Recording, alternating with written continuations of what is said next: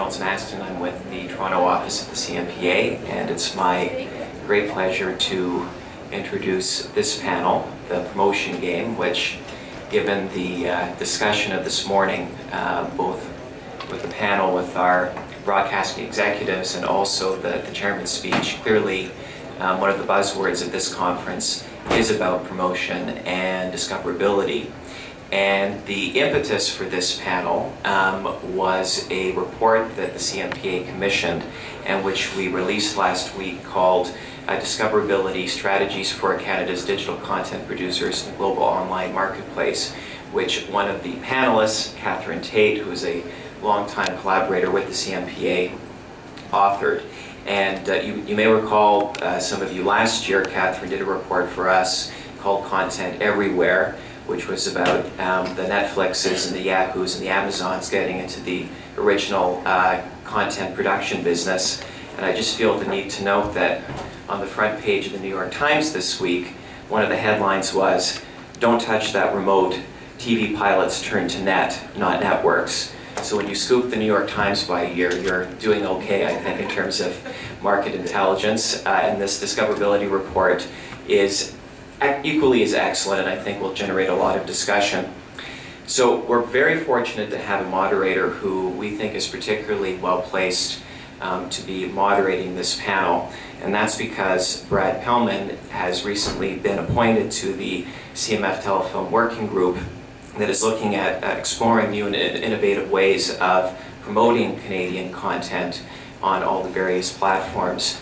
And so this is, I guess, in furtherance of your mandate as a working committee member to be doing this, Brad. Yes. We're delighted that you're here. And I'm tweeting as you're talking. Oh, excellent. So I'll turn it over to you. I'm trying to build audience here for our promotional panel, taking pictures of my panelists. Well, it's funny, you know, I was as part of this working group presentation yesterday, I found it quite odd that the room was empty for the beginning, and we were joking on the stage saying, this is kind of like, you know, part of the problem. It's like, we're here to talk about it. It's a problem that we've talked about all the time. You know, maybe we should start talking about something else. But I'm really excited to be moderating this panel because I think the promotional PR stuff has been a very important message. Certainly starting with Robert Tersek's presentation yesterday, and even the last panel that we just talked about, where we are in a situation where you know, the world is becoming much more connected, and Canada is becoming less and less of a defined sovereign content state, and everybody is fighting for views and likes and awareness. So we have some very interesting points of view on the panel. And I'd like to start with Catherine, actually, because to create context, I'm sure not everybody has downloaded the 45-page report that's available on the CMPA website, but it is, you know, a very good read, and Catherine and her company, Duopoly, does a lot of this type of consulting work as well as content creation.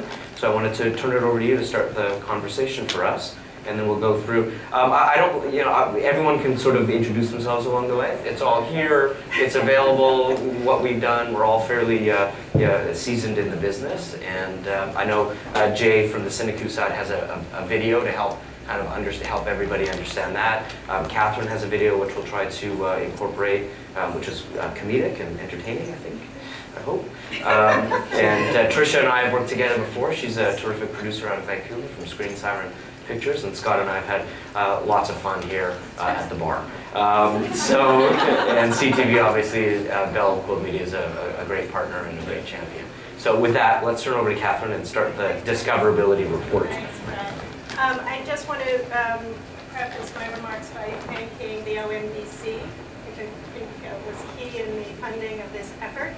And really, we embarked on this piece of work because coming out of the exercise, the Content Everywhere exercise, as Reynolds said last year, it's really fantastic to be talking about new funders, new opportunities for original programming, but really the big burning issue is you can create a wonderful network TV show, you know, drama series, or a fantastic factual entertainment series for television, a feature film, a documentary, a web series, but if you don't have the tools to bring an audience to that show, to that property, you really, as a producer today, are no longer doing your job. And I think that's really the key finding in this exercise, is that the role of the producer has changed.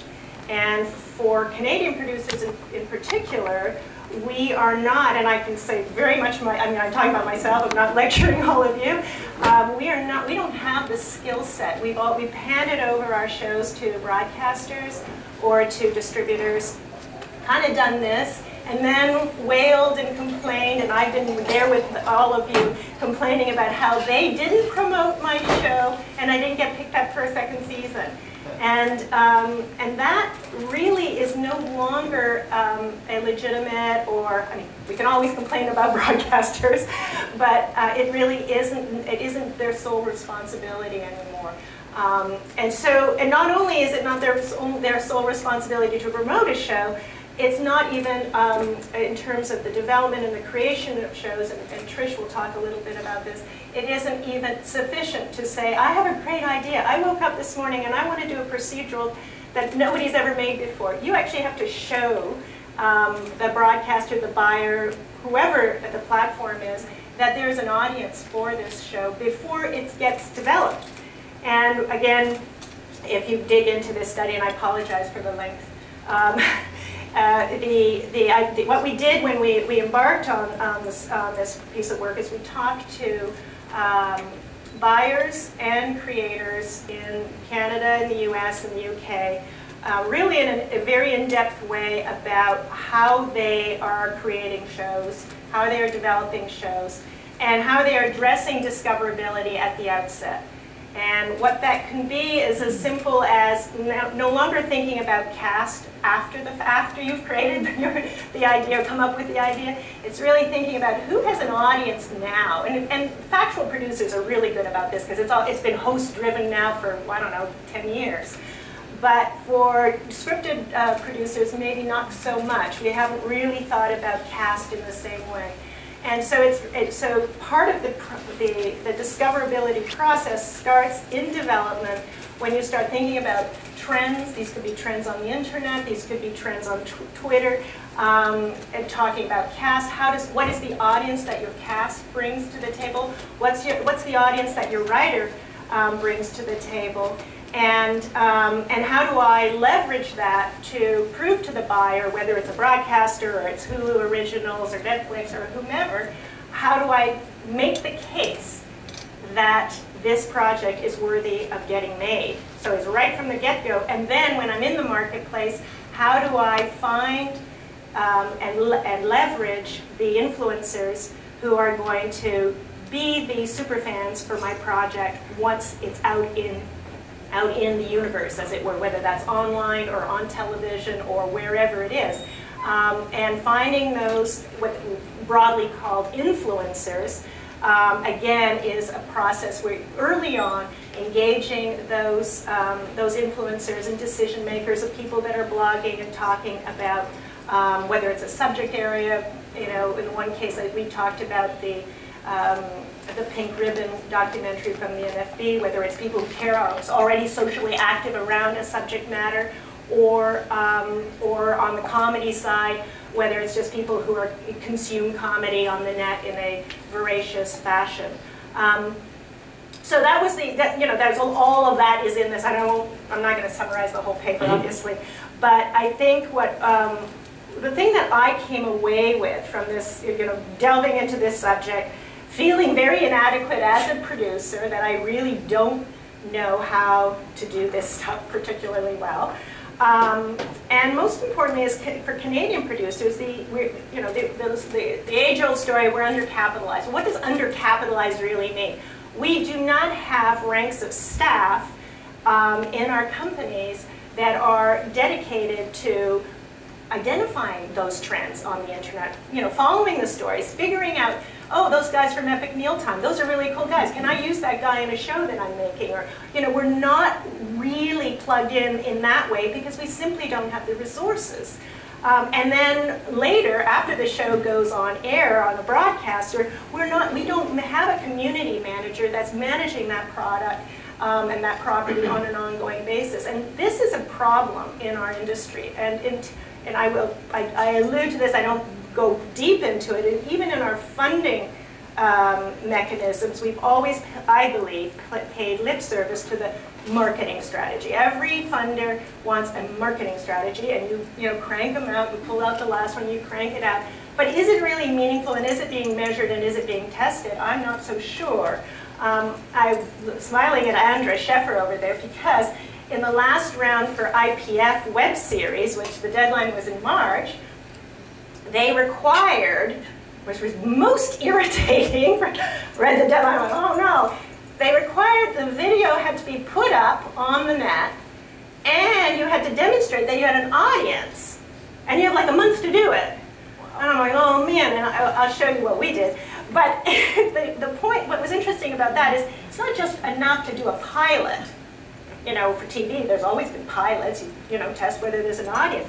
In this case, you actually have to create the video, again, on your own dime. This is part of the development. You're going to create the video, the clip, or whatever it is, and you're going to build an audience. You're going to prove to the buyer, or the funder in this case, that the show has merit.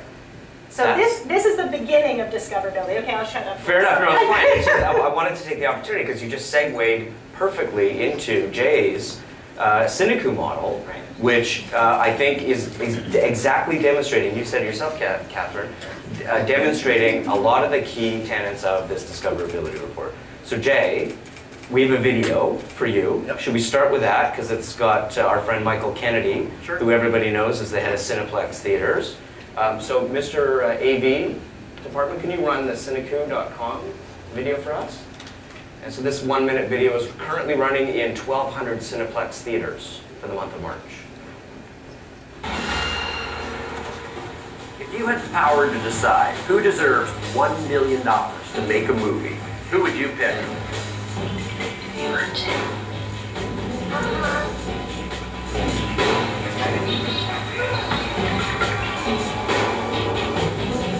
Hi, I'm Michael Kennedy. I'm a fan of the CineCoup Film Accelerator because it gives you, audiences, power to support the films that you want to watch here in our theater.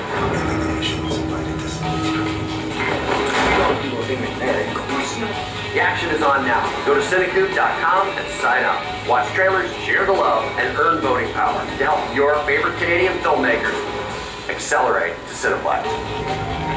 Tampering with your attraction. I love monkey.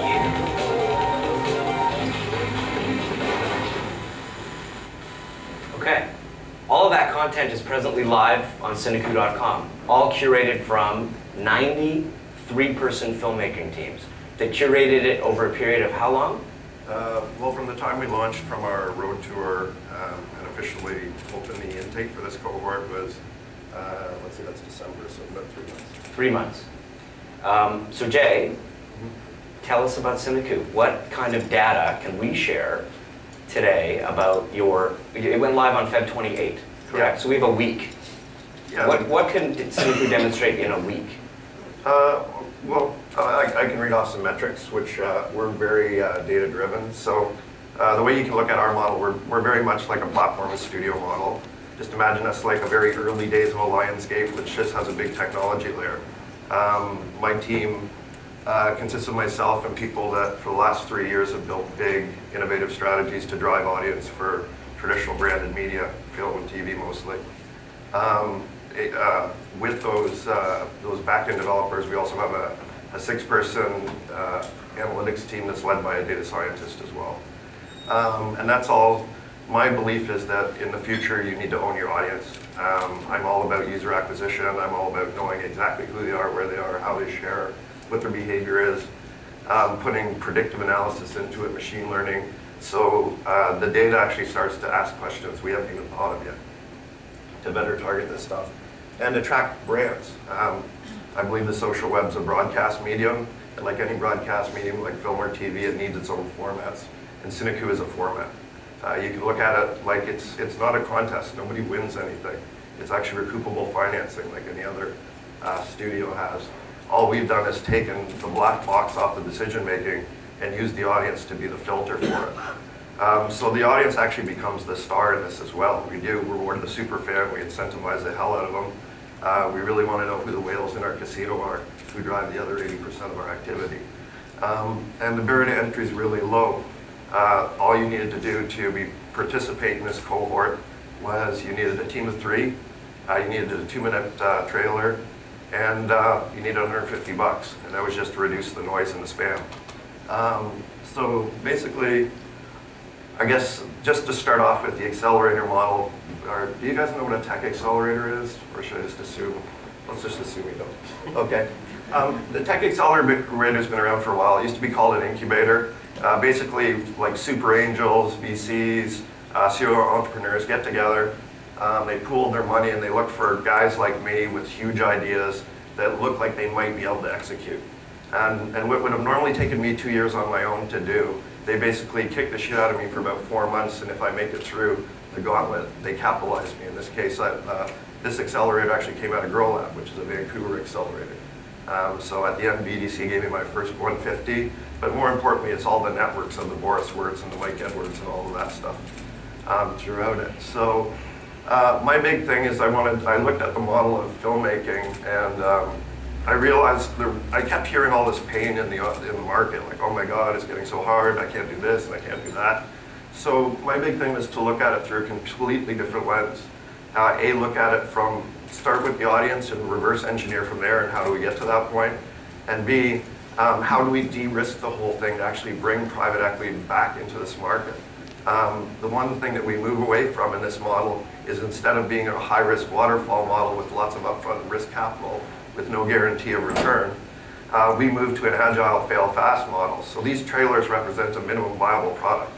They're the things I can put in front of an audience, and I can start getting a reaction and measuring and know how much more resources, both through user acquisition dollars that we're spending, or through better ways to incentivize people to really pay attention.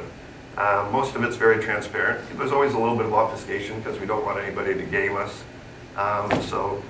We look for aberrations, we look for that kind of stuff in it. So basically, the way it works to engage the audience week over week, look at it a bit like American Idol. So every week they have a mission to do. Right now they're doing their first mission. All these missions are designed to package, market, and show off their creative. So even if we don't finance them, our hope is that somebody in this room will cherry pick them, and that's a success for us too, because that's great marketing for us. So as they go through our gauntlet, it's tough love. Like, this isn't a remedial film program. There's, like I said, it's you got to make it work. You got to connect with your audience in the most unexpected ways possible. The top 10 we're going to option, and one we're going to make this year. That's what I have the money as a lean startup to do. But I'm happy to package and turn around the other 10 that will have an audience, and we'll also have a little pot of cash. We're doing a partnership with Indiegogo for the top 10 and be able to do some crowdfunding to enrich the potential $1 million budget. So, so right now we're completely doing what's considered just viral or organic, letting the audience basically market and be the megaphone. So after the first week, you can sign up. We want people to sign up, because right when they do and they sign up with their Facebook, I scrape them. I know who they are and where they are and all that good stuff. Or they can just sign up with an email, and then I still get your information because you have to fill out this big form. It's not that big. So far in terms of signups in a week, just using the audience and using the filmmakers, we've got 4,000 signups. 61% of those came directly through signing up through Facebook. 39% came through emails. Our daily average registered users is about 800 uniques. Daily new registered users are 563. Daily website views right now are about 8,400 uniques. Fan activity, they spend an average of 5.5 minutes on our site. More than 93% of the fans have shared the content through Facebook or Twitter. At least 6,500 visits have come directly from that to our site. Total trailer page views is 189,000. Total trailer unique views from registered user, 21,000, or 5.2 videos each. We can look at where the referrals are mostly coming from Facebook, 81%, Twitter 14%, Reddit 1%, Tumblr 1%. The overall conversion is 9.3%, which we can get up, but that's not shabby. 56% of the users who clicked on it that signed up on the sign up actually became users. And our demographic we're nailing. I'm really interested in capturing mostly the millennial generation, that kind of 18 to 35, which most content in this country is not really made for. And they live in the social web. So 27% of our audience is 18 to 24, 36% is 25 to 34, 35 to 44 makes up 19%, 11% is over 45, 5% is over 55, and 2% is over 65. 85% of it's from Canada, 15% from the rest of the world, and Ontario and BC make up the majority. The reason I lay all this out is this is how we need to start talking about numbers, everybody in this room. We need to start being transparent and stop patting ourselves on the back and winning awards. This is the stuff that counts. And how do we make this better and better and better? And so I think that's Thanks, Jay. So it's a pretty innovative approach to building audience using a minimum viable product, a 2-minute trailer. I've actually been, full disclosure, working with Jay since June at the Banff World Media Festival. I mentioned this yesterday. And as a traditional distributor, now, in an environment which Trish is going to deal with right now, where we essentially have one major distributor who is represents 100% or 98% of the independently acquired theatrical distribution product in the country in E1, they would say it's probably 80%. But it's, when you look at it from a box office perspective, they control basically everything that can't be distributed in Canada by a major studio. So Trish, looking at your environment now and how you need to promote your product, and you've got a diverse range of doc and full-length features and television. When you're at this conference and trying to figure out your business planning going forward, what's your next steps? How do you want to take your business and approach the PR promotional side? Well, because like you said, we produce a variety of genres, we take a different approach depending on what we're doing. But I think now that we don't have a captive audience sitting solely in front of a TV set, it's all to me about special interest groups. And I say that because those people, every audience wants to be reached directly now. So if we're making a feature film, we've actually changed how we plan and deal with promotion on every single show we do, and I'm sure most producers in the room do as well. But so we rely on our traditional partners. Most of our feature films are with E1, and then also with our broadcasters on our TV side, so the traditional promotion that they do. But we have also taken on a huge amount of the promotion ourselves. So with a feature film, there's, I think, very sort of traditional avenues to reach, I can't remember the word you used, but what a director or a member of the cast would become with the number of existing Twitter followers they have. Influencers, that's the word I was looking for. So right now we're 3 weeks away from going into production on a $15.5 million feature that's being directed by quite a well-known British director who did some seminal British comedies, Funny Bones and Hear My Song, and then he's done a number of very large Hollywood movies. So he'll be one of our key influencers, and throughout the pre-production process, now instead of just having an EPK crew, everyone on the crew is constantly collecting footage for us because they can on their iPhones. So our whole crew just went on a round-the-world location scout because we're shooting in Canada, London, South Africa, and China. And so they were filming and taking pictures the whole time, and we will use all of that in our promotional campaign. So the cast, with a larger feature, there's stars, so they have an existing following. So we have Simon Pegg and Christopher Plummer and Rosamund Pike and Stellan Skarsgård and Jean Reno all in the film. So, I follow Simon Pegg on Twitter, and I'm seeing, he's already promoting Star Trek and when it's being released, and actually is going to go on a promotional tour in the middle of shooting while we're prepping China and South Africa.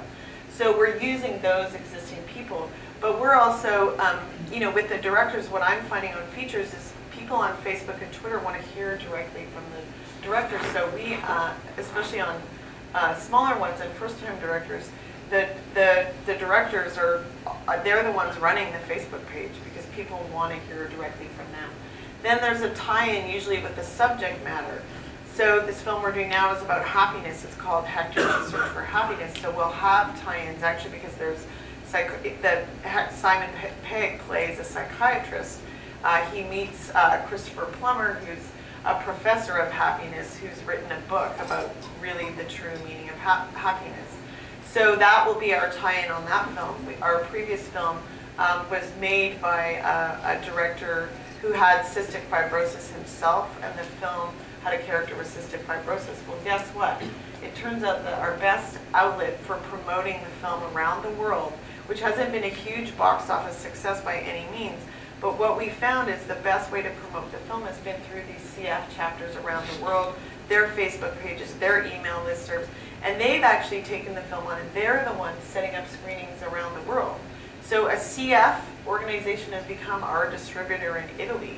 It's a completely unconventional model. We would never probably sell this film in Italy in the theatrical space, but they've taken it on, and they're touring it around Italy to 9 cities because it promotes their cause. And they have fundraisers, and they give us the box office, and they raise money. So very different ways we're starting to see. On the documentary side, I find it's very, very subject-driven. So that accesses a whole pre-existing fan base related to your subject. So we just announced that we're launching Eco-Pirate, a film that I spent a stupid amount of my life working on 8 years about Paul Watson, who's a notorious Canadian environmental activist. So we just announced that we're launching it on Epix in the US across their broadcast, VOD, and online platforms. Well, we had planning promotional calls with Sea Shepherd, who have over 1 million Facebook and Twitter followers on all their different sites. Paul Watson, Sea Shepherd, they have chapters all throughout the US, all around the world. So they're actively helping us promote the launch of that film, which will be on April 17th. So I find with that, it's very much about the subject and what already exists in that space. And then with television, one of the projects I'm really excited about, we have a project that's in development right now, but the audience is actually going to be generating the content. So the promotion, once we launch, a huge amount of building the project itself is going to, we're going to start promoting from the beginning because it will be constructed entirely out of user-generated content. What's the show? Tell us the show.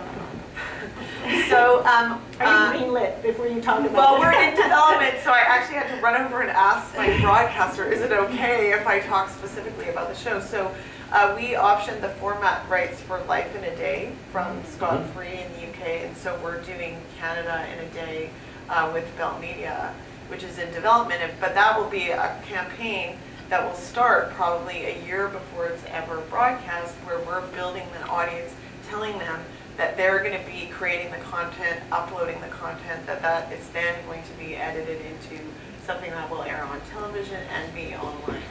And that's a very different way, I think, to a digital audience because, like Jay, they feel involved. They're building it. They're producing it. They're actually creating it. And that, I think, is, we're going to start seeing that more. Fantastic. Well, it's a nice segue to get to Scott, who's sitting here representing the largest broadcaster. We're doing that. Right. I know. Broadcaster and BDU, and you know, now you've got a partnership here on stage for Trish's new product. But it's an interesting question because Scott heads up all of the marketing strategy for Bell and on the programming side. Correct me if I'm wrong. Generally? Sure, generally. Generally. So when we had our sort of initial call, I was really curious about some of the decision making that goes on. Not that I expect that Scott's going to give us the entire playbook, but as we know, and as it's been said if you were in Toronto for the Banff event last Tuesday, and even during this week, we know that Canadian content is often packaged during a promotional campaign with the American content that the broadcasters buy. That's pretty well known, and the broadcasters make it well known to us that that is the way that they can get the widest audience for all of their shows. They're not saying necessarily that they want to get a wide Canadian content, they want to use it as an advantage because Canadians are watching American shows, they're watching television. So I found it interesting because I know the producers of Motive, one of CTV's newest successes, and I found it tremendously exciting to find that promotion built squarely around the world's largest audience event, the Super Bowl. And it obviously works because your ratings are outstanding for that show. So how does Motive become the Super Bowl show and Flashpoint, and where do the other shows kind of fit in that, you know, secret sauce, if you will? Right, so I think when we are in development for a show and it's getting ready for broadcast, there's actually some serious consideration placed on how the best scheduling for that show, what's the time slot going to be, and when is it going to premiere. So in the case of Motive, we knew that it was going to be a mid-season show, and so clearly, as you just said, Super Bowl is probably the best launching pad of the year to launch any type of program. And so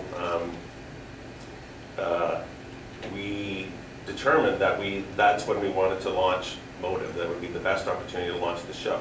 And so it becomes a bit of a challenge with in actually getting it produced in time to do that. So we were very far in advance to determine that this was going to be the best opportunity for Motive. It was a Sunday night show, Super Bowl Sunday, and so then we had to work with the producers to actually deliver the show on time.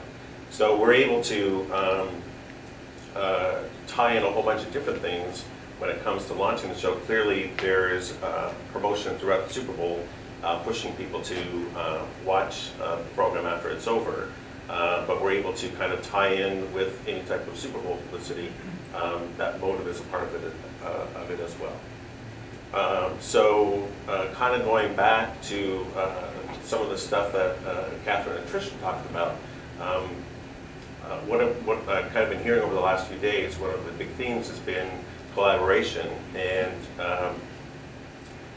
it's very refreshing to hear Trish talk how actively engaged producers are becoming in the promotion of their own show, because I believe that the best shows, the ones that are the most successful from CTV's perspective, have been the ones where we've had a very strong, where the producers have kind of bought into the vision of how we're actually going to promote the show.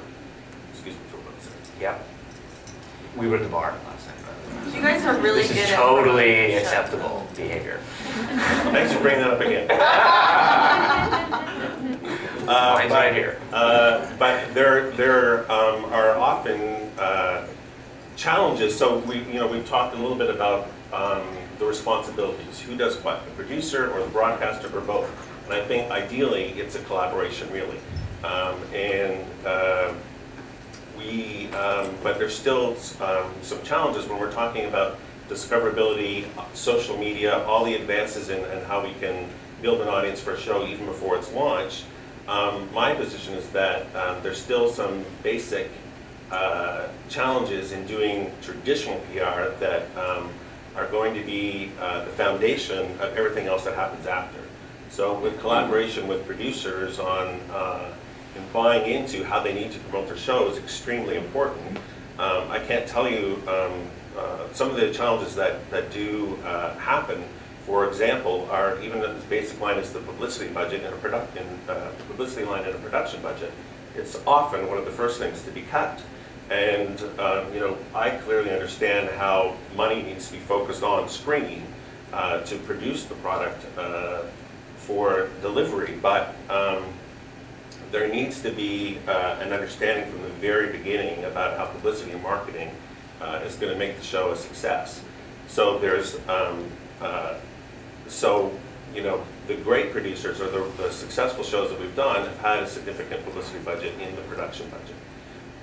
But then again, it's not only so much resources and money, but also just kind of understanding the needs that are required before show launches from the production, which could be the availability of cast. So I was just about to say, it's very challenging on some occasions to even get producers to block aside a full day for a gallery shoot, which is completely essential to launch a show, or to make cast available out of the production schedule to fly them to Toronto for a junket. So that type of collaboration from the very beginning is going to definitely result in the show being as successful as it can be. Where is that tension? Is that at the producer level, or are you finding it the producers having a hard time with their money. actors? It's the money. They have to pay them if it's a separate day. You have to pay the cast, and you have to pay makeup, and you have to pay the photographer. So the producers and the broadcasters on a collaborative basis need to decide how much is required, and the budgeting needs to be adjusted accordingly. I think if there's tension over that particular issue, from my perspective, it would be completely because of money. Because there's so much downward pressure on budgets right now. Yeah. We have to. We're constantly lowering the budget, but labor is not getting any cheaper. Yeah.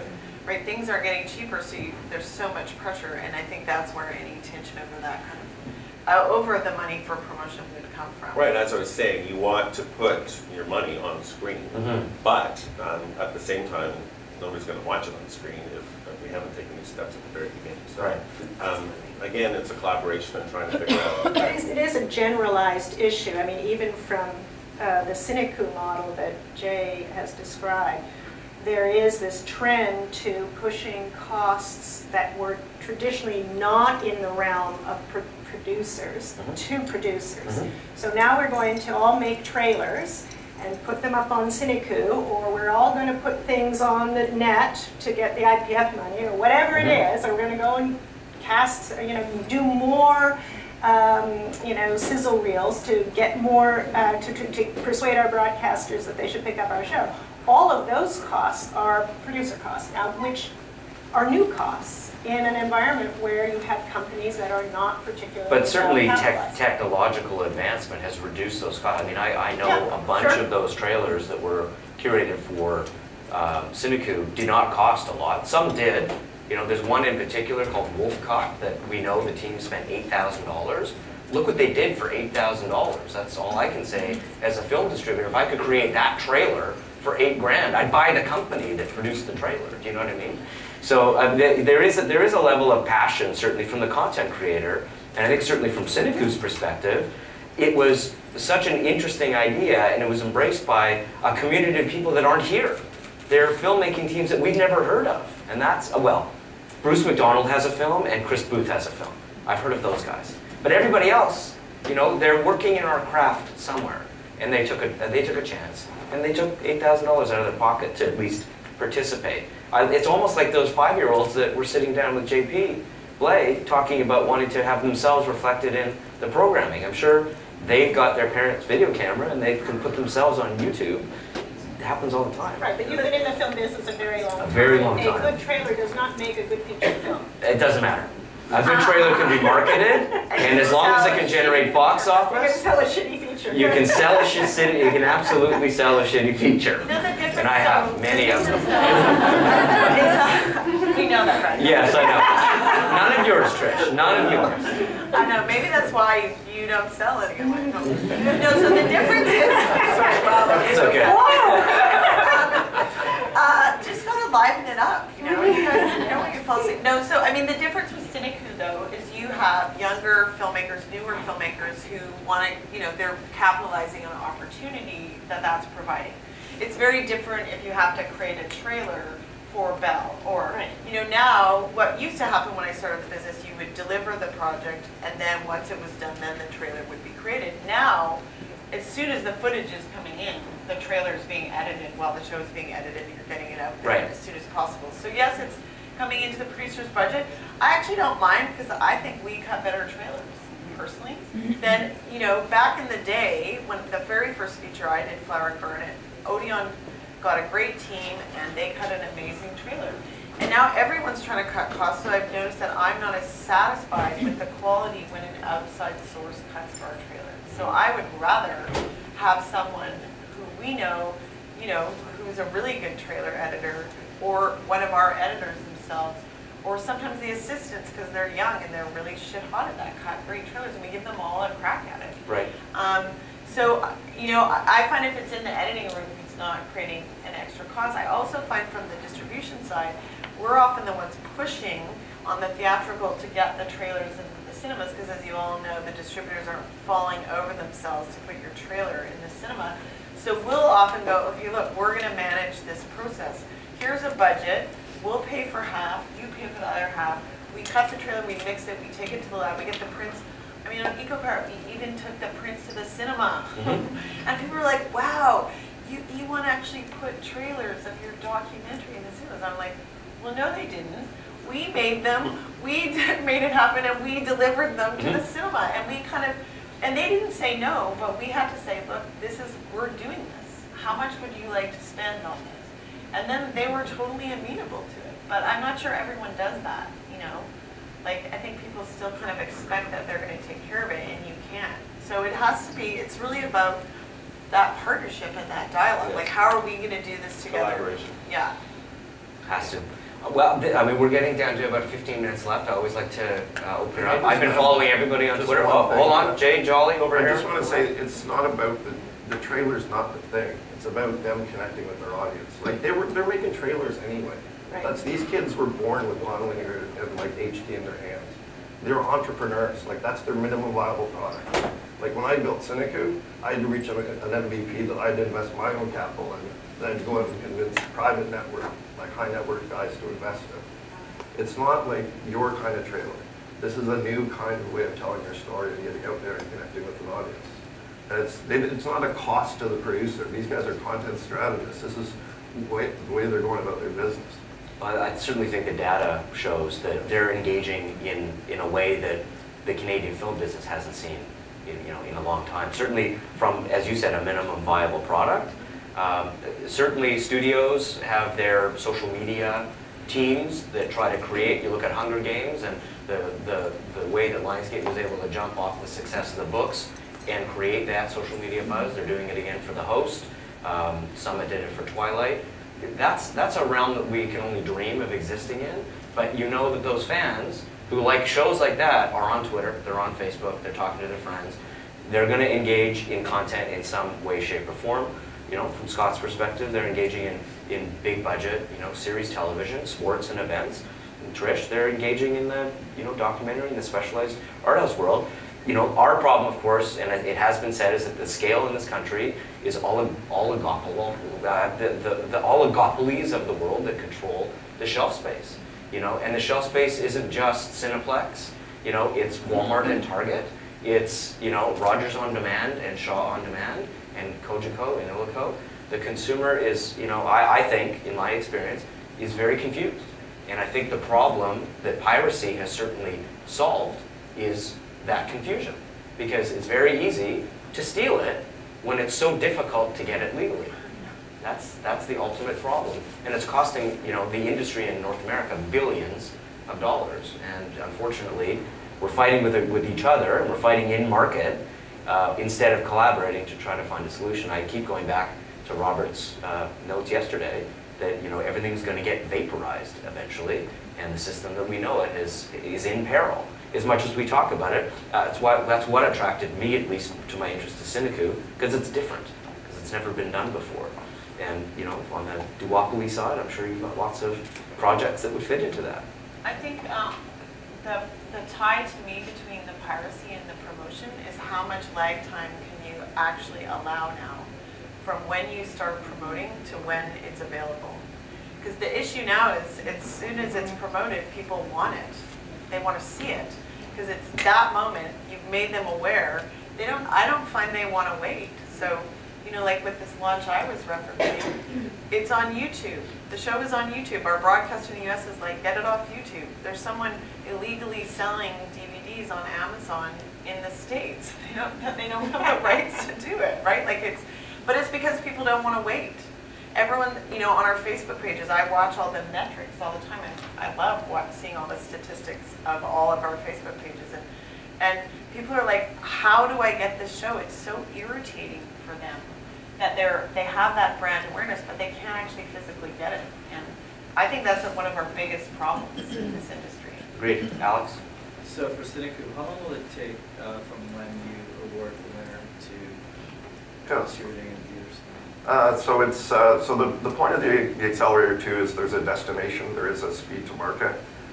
So the top 5 that are going to have to pitch to a room full of, well, you guys at Banff. So that's going to, just like I had to pitch to a room full of VCs to get out of Grow Lab and get my money. For them, they have about 6 months. But while they're doing this, we have embedded social agents they're telling the story. Like really CineCoup is, the movie is kind of the destination, but the story is really the three girls from Brandon, Manitoba who went from here to the big ice, so to speak. So the storytelling is actually beyond just simply that 2-hour, 89-minute experience. And that's kind of, again, part of eliminating piracy. Yes, it's day-to-day releasing. Yes, it's fair pricing. But it's also, if you fall in love with that filmmaker, like their very first mission they're doing this week, so 200 new minutes of content is going up on Monday. It's tell me who you guys are, why is your team awesome, and why is your project gonna rock? So what we're doing is actually showing Canadians, hey, these guys are making films right down the street. A lot of Canadians I don't actually believe know we even have an industry necessarily. So for us, it's just about putting it front and center from the very beginning. To your point, we're going to basically be in theaters by like probably February 2014. Yeah, Well, what happens if, I'm just not to be the devil's advocate here. What happens if the winning project, or the one that makes it to #1 to get the $1 million, what if they have a terrible script? We spend a month in script development with them, and we start doing due diligence at the top 50 or the top 40 in our case. Like there is a lot. So there is a layer of professional, real processes. Like the people putting their names on this aren't like Michael Kennedy's no slouch. You know, if you can go look at, people that were lining up to be mentors, and like there is a huge mentorship layer to this. Yeah, and and this isn't a destination. This is a launch pad. Like for these people, it's looking at the long tail. It's building an audience equity around them that will follow them through productions that you guys might be involved in. Yeah. So you have international expansion plans for this too? Absolutely. So yeah, we're already connected with Village Roadshow and Warner's, NCM. The UK in the audience. So it is a format that's meant to be internationalized. And the other thing is, what you guys should know is, how do I make money? So we're not a traditional hits or misses business. Yes, it's great if the movie makes money. Awesome. That's dividends for shareholders, reinvestment into new R&D. But really, I make money. It's a marketing platform for brands to connect with millennials at a cultural level. So just in Canada, we've identified over $10 million worth of inventory for brands over the next year. Now, brands don't quite understand us this year, so we're selling that at a 10-to-1 ratio. In the future, it'll be a 4-to-1 ratio. So a bank like RBC or a telco like a TELUS, if they want to be, get connected with those millennials and get those analytics, this is like a television or radio or anything else. But where the real money is the database. So I'm aggregating a granular database of film fans at that age limit in Canada, and then another market and another market. And then, so phase 2 for CineCoup is actually going after produced content and targeting at those fans, because I know where the theaters are, I know where the fans are, and I know how to convert them. So that's the ultimate roadmap for it. Very good. Any other questions from the audience that we might be able to handle from our illustrious panel? Okay. Catherine, you had a video. Is there a reason? Is there something that we want to show? There's a reason why. Well, we have such a high level of confidence over here. I don't want to embarrass myself, but one of the. It was going to be silly, right? It was going to be. I'm looking for the entertainment value. It's silly, and it needs an audience, because part of the exercise is to build an audience around it. So here's the deal on this thing. This is something produced to Jay's model, produced for probably $600. And it was first pitched about 4 weeks ago, or 4 weeks before the March 1st deadline, whenever that was. Mm-hmm. And because the creators have an online audience, it is right now moving very quickly through the comedy world, which is entirely virtual, okay. Not at all. So anyway, so why doesn't Daniel run the clip of Space Riders? Space Ride with us, or Space Rider? No, that's no, he's not at the beginning of it. Calling Space Riders Division Earth. A moon monster is headed to your planet. Time to Zoid up and go!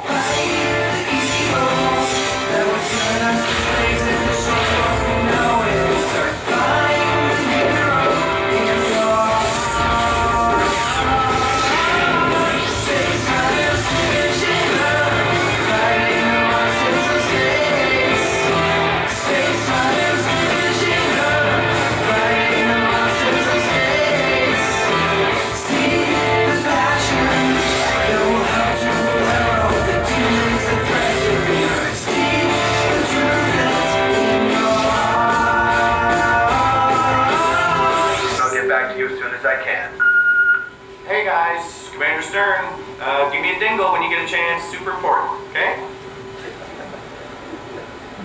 You said my name when you gave me this. Which I know they train to do that, but... Okay, we got a big problem. Commander Stern has called like 5 times since this morning. Why doesn't he text me? Why doesn't he call me? You know my ringtone. So much more responsible than you. What did he say? There's a moon monster on the way. What? Yeah. How far away is it? How much time do we have? Well, his first call was about 6 hours ago. He said it was traveling at light speed, so that means he should be here. Oh, it's right there. Oh, Jesus. Oh, come on. Okay, let's go. We gotta go. We gotta zoid up. We gotta zoid up right here. Well, I'm not gonna zoid up here. This is a public setting. I have to get fully naked. Yeah, you get naked and zoid up. There's no problem with that. No. Come on, what's going on? You have nothing to be ashamed of here. Of course, you're not ashamed. You've got a great body. Oh, good dude. Come on. Good body, nice, tight body. You got nothing to be ashamed of. It's not the same at all, and you know that. You get naked, we'll zoid up, deal with this shit, come back and erase their memory. No, we can't just erase everyone's memory all the time. Why not? We don't know the long-term effects of that. You don't know. That's the whole point of being space riders. We get to show them shit and they never know. Now, zoid!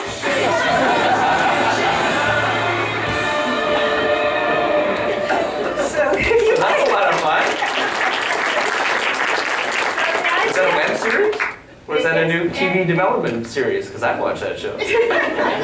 Well, let's hope it's all of those things. But the idea here is to put something out onto the internet and all of you get online, go to Authentic YouTube's channel, and let the buyers or the funders know that you want the series. Right. So that's on Authentic. So that's a web portal that you have, and so you tracking the data in the same way that. No, absolutely. It's Yeah. very much in the spirit of Okay. the Joly model and the CineCoup model. Awesome. And you're happy with the numbers? We've got. So far, so good. Yeah. Really Good. Really Can you share any tip in the hat? Well, we launched on Authentic a couple of days ago because it was a little late. I think we have a couple of thousand views, and then but where we're getting more viewership is on my dev channel in the US. Great. And that's that. Last chance for any questions before we wrap it up.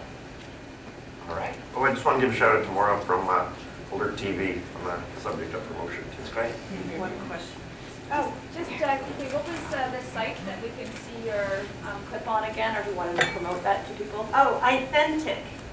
Authentic, yeah. Authentic.com. Authentic.com. Yeah, right there on the screen. Okay. Well, I want to thank everybody on the panel for your insights, and thank everybody here for sitting here and listening to us.